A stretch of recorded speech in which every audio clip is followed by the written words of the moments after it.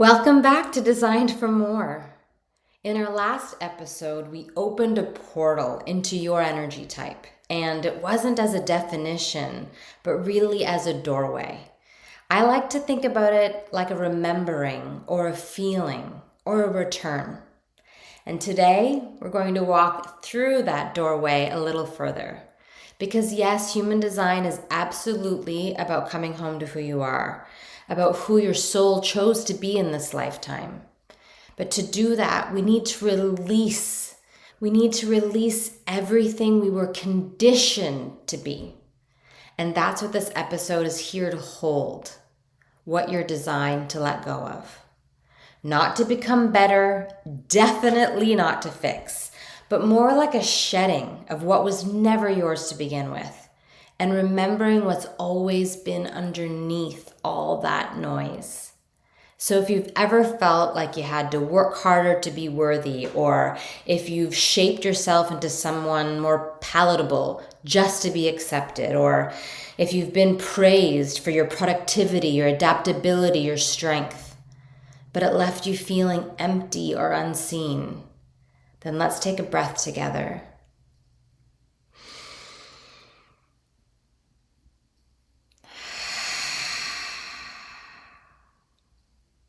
Because the truth is that your energy already knows what alignment feels like, and your body has been whispering it for so long. So let's begin to remember and release together. But before we dive into each energy type, I want to name something very clearly. Most of us have been conditioned not by who we are, but by who the world expected us to be. Because so many of us, myself included, we see the world and other people through our own lens. And we expect that everyone experiences the world as we do. We expect that other people would feel better the way we feel better, or that they should move through life the way we move through life. And it's oftentimes out of the best of intentions. But what can happen is that when we're taught to be in someone else's design, then we can internalize messaging from family, from school, from work, from partners, from media, and those messages sink in quietly, often without us even realizing it. They sound like love or responsibility or realism, but often they're more like invisible weights or quiet contracts and unspoken rules. Rules that say things like, you'll be loved if you stay in line, you'll belong if you keep proving, or you'll be safe if you just don't rock the boat. But what if none of that belonged to you in the first place? What if all these shoulds you carry aren't yours to even bear? And human design reminds us of this, that your energy is not and never is broken. It's brilliant. It may have just gotten buried. So as we walk through each type, I invite you to listen as if you're hearing a friend's story, and hold compassion for this friend, who is you, your own best friend, and also for the people you love. Because this isn't just about you. It's about rehumanizing each other. So let's begin. And we're going to start with the generator. Generators, your energy is sacred. It is life-giving. And when you're lit up, you literally light up the world. But from a young age, many of you, and I'll say us because I'm also a generator, we were praised for being dependable, for being responsible, for being productive. And over time, that praise most likely became pressure, that this idea like your value lies in how much you do. You were likely rewarded even for being the one others could count on. So you learned to say yes, even when your gut said no. And this often shows up in adulthood, like a calendar full of commitments that drain you, or staying in relationships, jobs, or obligations out of guilt or duty, or often saying yes to keep the peace even when your body is screaming no. And the cost of that is frustration that bubbles beneath the surface. It's like the burnout that feels like a slow leak. It's the numbness that creeps in when you're disconnected from your joy. And don't forget, your joy is your guide.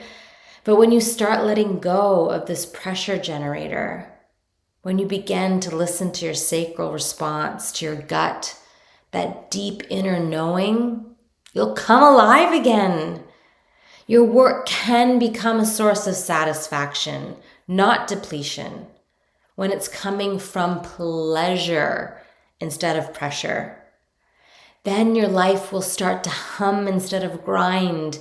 You'll generate great energy for everyone around you.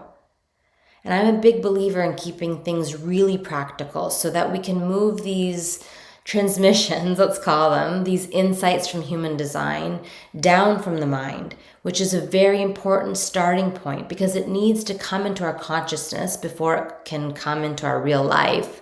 But before it can become embodied, it needs to come through experience.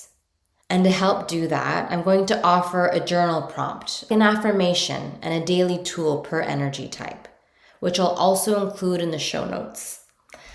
And please remember, this process of letting go, which is a process, is a journey.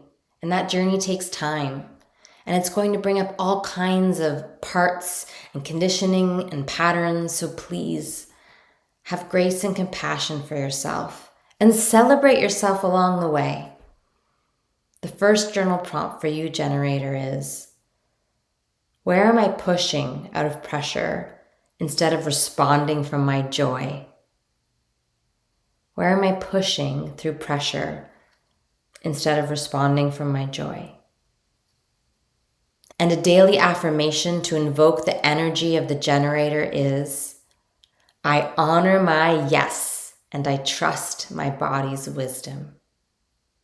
I honor my yes, and I trust my body's wisdom.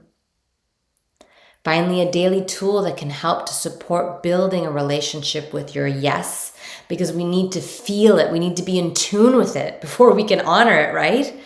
So you might want to, and I should add, only if this is a yes for you, you might want to practice a morning sacral check-in.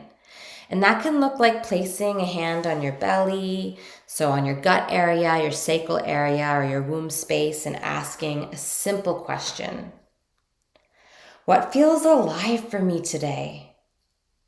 And then perhaps less simply, well, simple, but the simple things are often hard, listening without judgment for that spark, and doing one action that is driven by pleasure instead of productivity. So now we're going to move on to manifesting generators, MGs. You are here to move fast, to skip steps and remix life. I like to think of manifesting generators as the remixers, but the world has likely taught you, maybe even asked you, told you to slow down, to stick with just one thing, or to make sense. You might have been called flaky, impulsive, and you might have internalized that you should finish what you start, even when it's no longer aligned. And that can show up feeling like guilty for changing your mind, trying to make your nonlinear path look more logical, or staying in something past its spark because quitting feels like failure. And the cost of this is a dimming. It's like a slow dimming of your fire, a denying of your magic, staying stuck in something that you've already outgrown. And stuckness, staleness for a manifesting generator can feel so viscerally awful because your speed, your shifts, your sacral pivots are powerful. They're not chaos. They're clarity, moving in real time.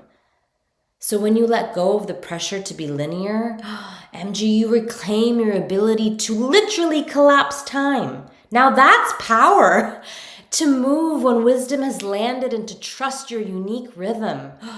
As I said earlier, these simple things are not easy. They require so much trust. So I invite you, please trust yourself, manifesting generator. And to support you in doing that, a journal prompt that, if you feel called to contemplate and sit with, is: where am I holding on just to prove I can? Where am I holding on just to prove I can? And an affirmation to guide your alignment might be: my pivots are sacred. My energy leads the way. My pivots are sacred, and my energy leads the way. Finally, a daily tool to support you can be something like a breadcrumb list. It's like a running note of what currently lights you up, something to remind you that your joy is not a distraction, but direction. Little breadcrumbs leading you to the next thing, even and especially if they don't make logical sense to anyone else, and maybe not even you yet. Okay. Now we're going to change the energy a little bit as we move into the projector. Dear projectors, you see so deeply, you guide with grace, but you're living in a world that worships the hustle. You're living in a conditioned world of the generator. Nearly 70% of the world are generating types, so whether that's generators or manifesting generators, much of which, unfortunately, is living in conditioning. Except for all of you starting this journey. So thank you for being here. But projector, you've likely been told to try harder, speak up more, do more. So you may have learned to override your need to rest, to initiate instead of waiting for recognition, or to prove your worth through effort. And that can often show up like chronic fatigue and burnout, bitterness from feeling unseen or uninvited, and overgiving just to feel included. The cost of being in this conditioning is that you lose access to your beautiful clarity. You become resentful and you miss the invitations that were meant for you. But when you can let go of the pressure to prove, you begin to reclaim your magnetism. Your insight deepens, your guidance becomes irresistible, and your rest becomes regenerative. And we need that insight. We need your clarity. Dear projector, when you begin to honor your need for a slower pace, for your body's rest, you begin to trust. You begin to realize that you don't need to chase, and that you can allow. And that is such a radical journey of acceptance for projectors, and radically powerful. So a journal prompt to help you in this, dear projector, is: where am I trying to prove that I deserve to be here? Where am I still trying to prove that I deserve to be here? And a daily affirmation that can help to call in the energy of your true essence is: I am most powerful when I rest into my rhythm. I am most powerful when I rest into my rhythm. And a daily tool that I hope supports you, dear projector, is to each day ask this question: what invitations have come my way, whether they be subtle or obvious, and what feels aligned to say yes to? And I really want to be clear here. These invitations don't need to be like an invitation to a party. It can be, what is the universe inviting me to respond to? Where am I being called forward, like energetically in messaging that I'm hearing or seeing when I'm in nature? What has been dropping in for me? Where am I being called to expand? Sometimes, yes, invitations will be more obvious. An invitation from a colleague, a friend, a question on social media. It can come from so many everyday places, but it can also come from the bigger S source. It can come from the universe. It can come from nature. And it most definitely can come from within you. So now we're changing the energy again. Dear Manifestor, you are here to initiate, to disrupt, to catalyze. You carry a wild creative force, but the world doesn't always know how to hold that, and therefore how to hold you. You very likely have been told, whether directly or indirectly, that you're too intense, too much, too unpredictable. And so either you learn to shut down, or to go it alone, assuming that no one can meet you where you are. And I can only imagine how lonely that might feel. It can probably also feel really protective. And this often shows up like not informing others, or hitting resistance, or feeling isolated, misunderstood, alone, or resentment that builds up towards those who don't support you even when you didn't ask. And the cost of that is that you carry the whole vision on your back. You burn out from isolation and you disconnect from the very people who want to walk with you. But when you let go of the belief that you have to go it alone, when you inform before you act, when you claim your power and your need for resonance, you make space for allies. You build trust and find peace. So a journal prompt for you, Manifestor, is: where am I assuming that no one else can support me? Where am I assuming that no one can support me? And an affirmation to remind you of your power is: I am not here to dim my power. I am here to share it. So let's say that again. I am not here to dim my power. I'm here to share it. And a daily tool is to practice this like 3-sentence inform, let's call it. And I love this structure. Number 1, here's what I'm being called to do. Number 2, I don't need permission, but I want to be clear. And number 3, I am open to support if it's aligned. So let's say that again. Number 1, here's what I'm feeling called to do. I don't need permission, but I want to be clear. And 3, I'm open to support if it's aligned. I hope it supports you, dear Manifestor. And now we move on, last but not least, to the very unique reflectors. Reflectors, you are quite literally lunar beings in a solar world. You reflect truth through your sensitivity, your openness, and your rhythm. But you've probably been asked to decide very quickly. You've probably been asked to define yourself to be consistent. Or maybe you've been told that you're too sensitive, too changeable, or too slow to choose. And that can often show up like forcing yourself to take fast decisions that don't feel right, or adapting to your environment even when it's misaligned, or feeling like a stranger even to yourself. And the cost of that can be that you doubt your own clarity, that you miss the wisdom that lives in your process, and that you forget that your rhythm is sacred.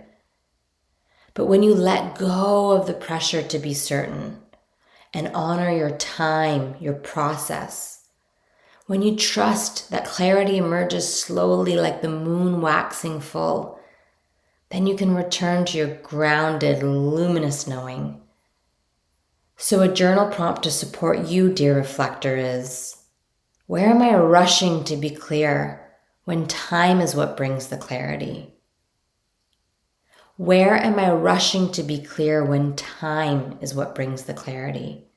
And an affirmation to call in your power is: my clarity deepens with time and I honor my pace. My clarity deepens with time and I honor my pace. A daily tool that I hope will support you in that pace, in your decision making, in your process, is to use a 28-day decision map. So when something big arises, I invite you to track your emotional, your physical, and your intuitive responses daily, and start to notice the patterns that emerge, and with them, peace.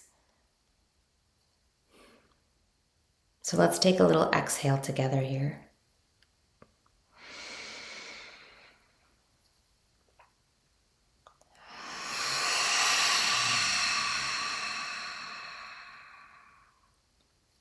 Letting go is not a one-time act, my friends. It's a practice. It's a devotion.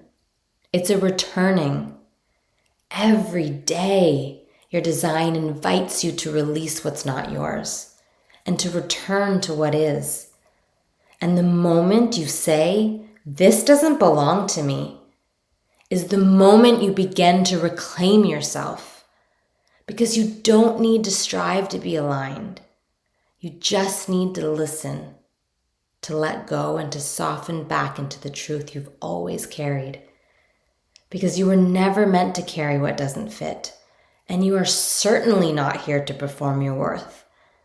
You are here, all of you, every type, to feel good, to move with clarity, and to trust what's true. So I invite us all to let go of the noise, the pressure, and the performance so that we can remember we're designed for more. And as we close today's episode, I want to let you know where we're headed next. We've opened the portal and we've begun to let go of what was never ours. And now it's time to go deeper. So in the coming episodes, I'll be guiding you through a deeper dive into each of the 5 energy types. Not as quick overviews, but as soul-level explorations. And we'll begin with generators and manifesting generators. What you're here for, how your energy really works, and what alignment actually feels like. Then we'll move through projectors, manifestors, and reflectors. So whether you're knowing your type for a long time now, or you're still discovering it, these next few episodes will help you to feel into it more fully, into your body, so that you can see it in your life, in the way you lead, in the way you love, and in the way you live. So I invite you to please stay close. We're just getting started.